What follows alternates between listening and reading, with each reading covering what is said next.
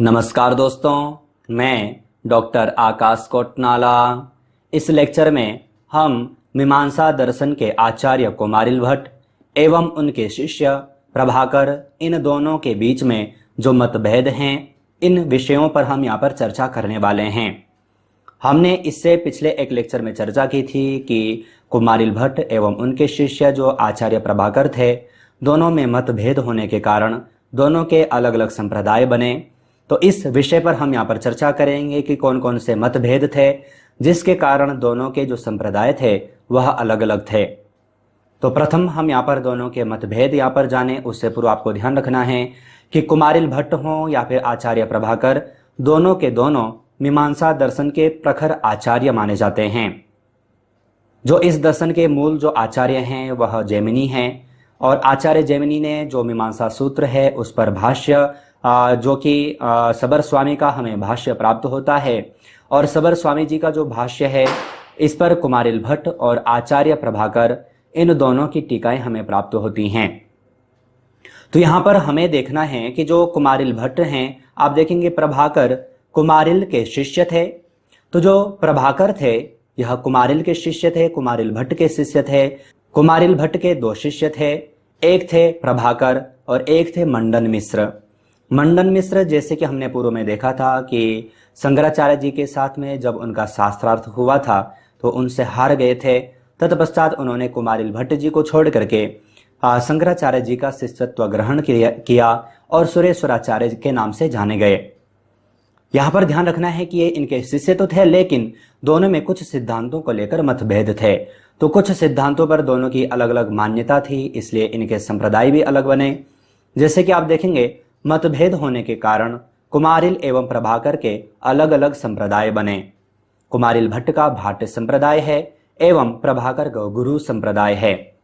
तो जो ये संप्रदाय हैं यह आपको ध्यान में रखने हैं कि कुमारिल भट्ट का कौन सा संप्रदाय है और प्रभाकर का कौन सा संप्रदाय है, और कुमारिल भट्ट के शिष्य का नाम क्या है, यह आपको मालूम होना चाहिए, क्योंकि इस प्रकार से छोटे छोटे प्रश्न आपको यूजीसी नेट के एग्जाम में या फिर कहीं पर भी इंटरव्यू में पूछा जा सकता है। अब हमने यहाँ पर दोनों के विषयों में यहाँ पर चर्चा तो कर ली। अब यहाँ पर किन किन सिद्धांतों में भेद है, किन किन सिद्धांतों में दोनों में भिन्नताएं हैं, वह हम यहाँ पर जानेंगे। तो प्रथम हम यहाँ पर प्रमाणों के आधार पर यहाँ पर मतभेद देखें। तो जैसे कि हमने पूर्व के लेक्चर में हमने जाना भी था, तो आचार्य प्रभाकर के अनुसार जो प्रमाण है वह है 5। प्रत्यक्ष है, अनुमान है, उपमान है, शब्द है, अर्थापत्ति है। तो ये जो 5 प्रमाण हैं यह आचार्य प्रभाकर के अनुसार हैं, वरन जो कुमारिल भट्ट हैं, अर्थात जो प्रभाकर के आचार्य यानी कि गुरु जो कि कुमारिल भट्ट हैं, इनके अनुसार जो प्रमाण हैं वह हैं 6, जो कि इन्होंने एक अन्य प्रमाण भी स्वीकार किया जिसे कि अनुपलब्धि प्रमाण भी कहा जाता है। इन प्रमाणों के बारे में हम पिछले लेक्चर में चर्चा कर चुके हैं, आपने देख लिया होगा, आपको समझ में भी आ चुका होगा। तो ध्यान रखिएगा कि प्रमाणों के आधार पर दोनों में मतभेद है। दूसरा, यहां पर शब्द प्रमाण के आधार पर भी दोनों में मतभेद है। जैसे कि आप देखेंगे प्रभाकर केवल वाक्यों, वेद वाक्यों को ही शब्द प्रमाण मानते हैं। जो आचार्य प्रभाकर थे, इन्होंने कहा कि जो वेदों में जो कहा गया है, वेदों में जो लिखा है, मात्र वही शब्द प्रमाण है। वरन जो कुमारिल भट्ट हैं, कुमारिल भट्ट ने आप्त पुरुष के वचन को भी प्रमाण माना है। आप्त पुरुष आप पूर्व में जान चुके हैं, हमने चर्चा भी की है।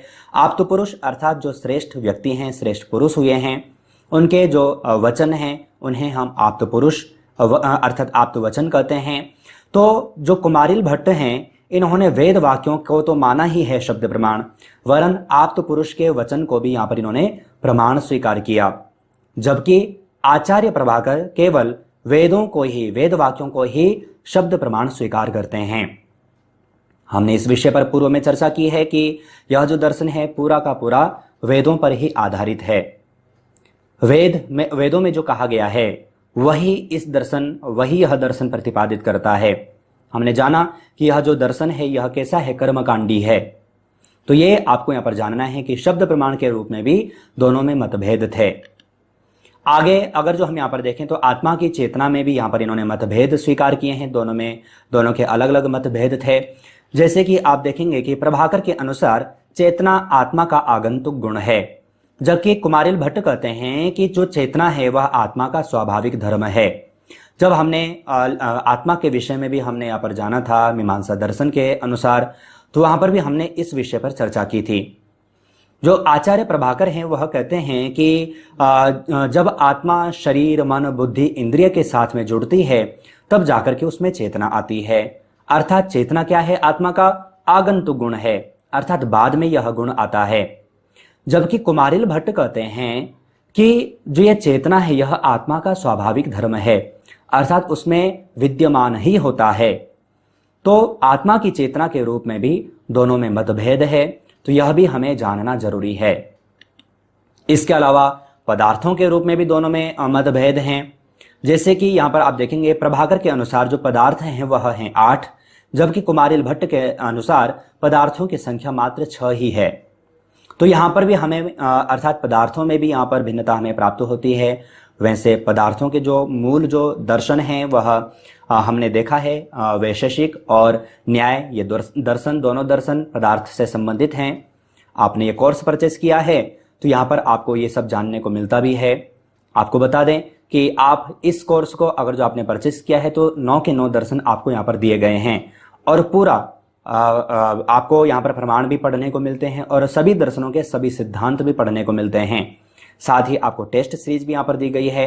जब आपका कोर्स अर्थात कोई भी दर्शन कंप्लीट हो जाए उसके बाद आप टेस्ट जो सीरीज आपको दी गई है आप उसे हल करके देखें, कितना आपका टॉपिक क्लियर हुआ है आपको मालूम पड़ जाएगा।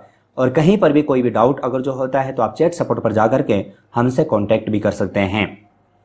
तो ये आपको यहाँ पर जानना है। पदार्थों में भी यहाँ पर मतभेद है, तो यहाँ पर एक डायग्राम आपको यहाँ पर दिया गया है जहाँ पर आपको आचार्य प्रभाकर एवं कुमारिल भट्ट के अनुसार पदार्थों की संख्या यहाँ पर आपको देखने को मिलेगी। तो जैसे कि हमने देखा था कि जो आचार्य प्रभाकर हैं इनके अनुसार जो पदार्थ हैं वह इन्होंने 8 स्वीकार किए हैं और कुमारिल भट्ट ने मात्र 6 ही पदार्थों को स्वीकार किया है। तो जो यहाँ पर 8 पदार्थ हैं वह हैं द्रव्य है, गुण है, कर्म है, सामान्य है, समवाय है, शक्ति है, सादृश्य है और संख्या है। तो ये आचार्य प्रभाकर के अनुसार 8 प्रमाण हैं। इसी के साथ में इनके जो गुरु यानी कि जो कुमारिल भट्ट हैं, कुमारिल भट्ट ने जैसे कि अभी हमने चर्चा की मात्र 6 ही प्रमाण यहाँ पर इन्होंने स्वीकार किए हैं। तो वह है द्रव्य है, गुण, कर्म, सामान्य, शक्ति और अभाव। तो इस प्रकार से आचार्य कुमारिल के आधार पर अर्थात इनके अनुसार जो पदार्थ हैं वह मात्र 6 ही हैं। तो पदार्थों के आधार पर भी दोनों में मतभेद है। तो ध्यान दीजिएगा, हमने पूर्व में चर्चा की कि दोनों के संप्रदाय भी अलग थे, जबकि प्रभाकर कुमारिल भट्ट के ही शिष्य थे, लेकिन मतभेद होने के कारण दोनों के संप्रदाय अलग बने। और कौन कौन से अर्थात किन किन विषयों में दोनों में मतभेद था, तो हमने यहाँ पर देखा पदार्थों के विषयों में दोनों में मतभेद था, आत्मा की चेतना में दोनों में मतभेद था, इसके अलावा प्रमाणों के आधार पर दोनों में मतभेद था और शब्द प्रमाण के आधार पर भी दोनों में मतभेद था। तो ये मुख्य टॉपिक जो कि आपको ध्यान पूर्वक समझने होंगे। अगर आप मीमांसा दर्शन समझना चाहते हैं, 9 के 9 दर्शन समझना चाहते हैं, तो आपका ये टॉपिक भी क्लियर होना जरूरी है। तो आशा है आप कुमारिल भट्ट एवं आचार्य प्रभाकर में दोनों में क्या क्या मतभेद हैं यह जान चुके होंगे। आप सभी को बता दें आप अन्य लेक्चर भी जरूर देखिएगा जिससे कि आपके सभी दर्शन कंप्लीट हो सकें। आगे हम यहाँ पर धर्म एवं मोक्ष के विषय में भी यहाँ पर चर्चा करने वाले हैं। आपका जो ये दर्शन है मीमांसा दर्शन पूरी तरह से कंप्लीट हो जाएगा। तो आपसे अन्य लेक्चर के साथ फिर से मुलाकात होगी, लेकिन तब तक आप अपना और अपनी फैमिली का बहुत ख्याल रखिएगा। बाय।